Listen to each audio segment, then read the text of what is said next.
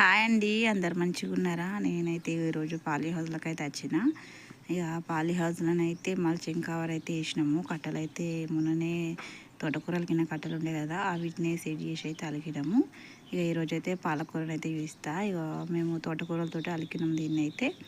ఇక అక్కడక్కడ గడ్డి అయింది, దాన్ని ఏరేసినాము, మళ్ళీ అయింది. ఇక పాలకూర రేట్ అయితే లేదు మార్కెట్లో.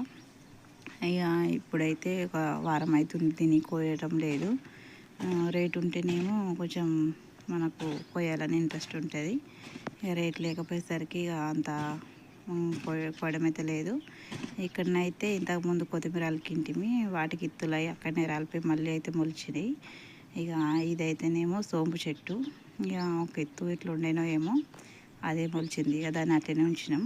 మస్తు పెద్దగా అయింది. ఇక మస్తు అయితే ఖాతా పట్టింది. ఇక చూడడానికి అయితే మంచిగా ఉందని అట్లనే ఉంచేసిన చెట్టునైతే. ఈ కవర్లో అయితే వేసుకొని ఈరోజు టమాటా చెట్లను అయితే పెడుతున్నా, అది కూడా చూస్తా ఫ్రెండ్స్. ఇక పాలకూరని అయితే ఇట్లా ఉంది, మంచిగా ఉంది కానీ అక్కడక్కడ చిన్నగా మచ్చ వచ్చింది. ఇట్లా పురుగు ఇట్లా ఏం లేదు కానీ మచ్చ వచ్చింది.